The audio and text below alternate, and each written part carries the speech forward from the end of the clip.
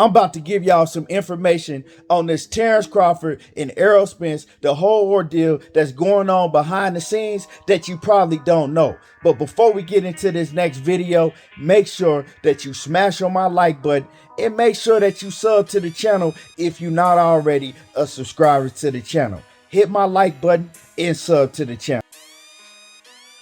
So ever since Terence Bud Crawford defeated Shawn Porter, right, and defended his WBO strap, in that very same night, he told Bob Arum, hey, you couldn't secure me the big fights like Errol Spence while I was with you. How you gonna secure me the big fights like Errol Spence now that I'm not gonna be with you? I'm taking my talents and I'm chunking the deuce to you, Bob Arum. Ever since he left Top Rank, right, the same night that he beat Shawn Porter, he's been a lot more vocal than he was before, right? He's been willing to come out and say Errol Spence's name, which he wasn't before. He's been a lot more vocal, right? Now, recently, we seen Terence Crawford go on Twitter and he was acting like he was basically petitioning the IBF to make him the mandatory for Errol Spence's IBF strap. If that happened, a lot of people's wondering like, well, does that make any sense? Because then if he becomes the mandatory, he's going to make less than 40% that Errol Spence had been offering him, right?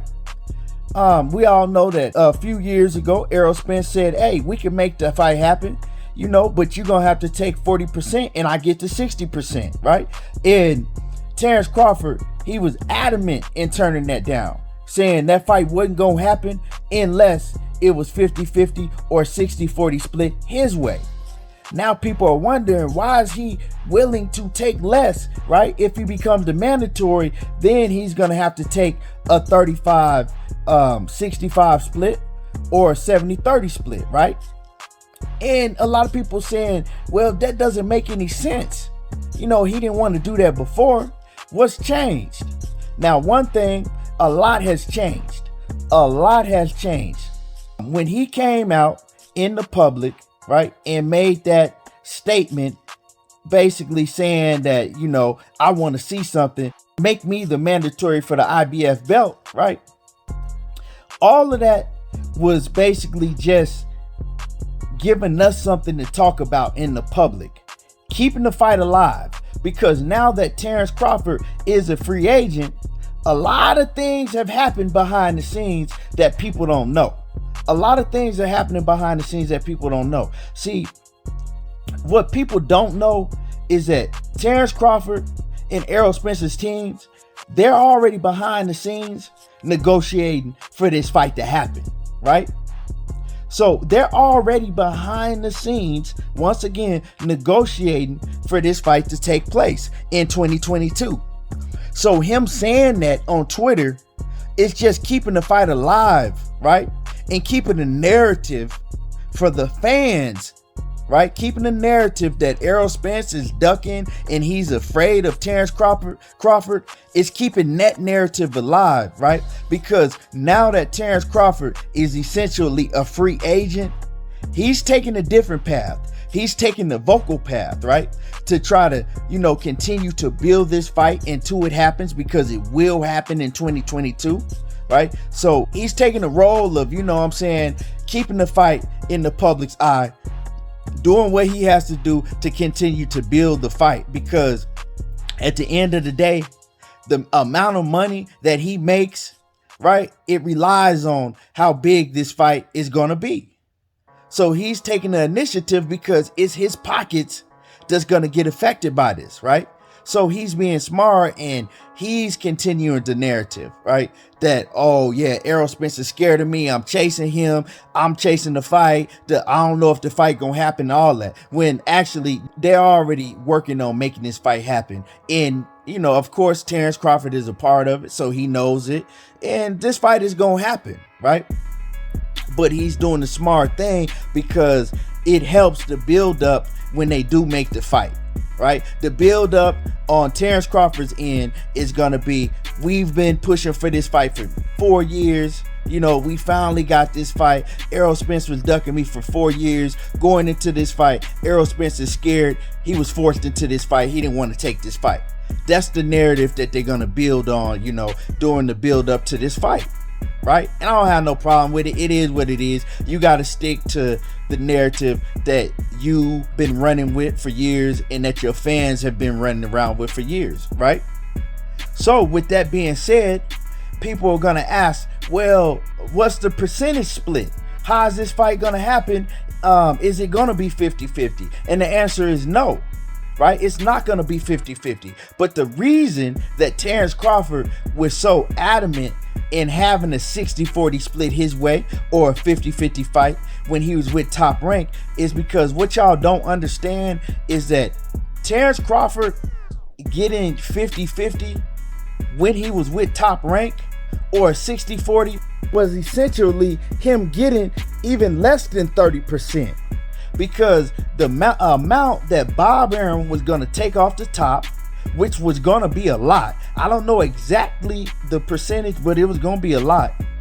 And Bob Arum got Crawford out of a messed up contract that he was in before. He went and rescued Crawford, right? When Crawford was in a messed up contract with Cameron Duncan years ago, Bob Arum went and rescued him out of that contract. So Bob Arum was still paying part of the contract that he got Terence Crawford out of, right? I don't know how long he was been paying it, but that's why Bob Arum was so adamant talking about that he's lost so much money throughout the years on Terence Crawford.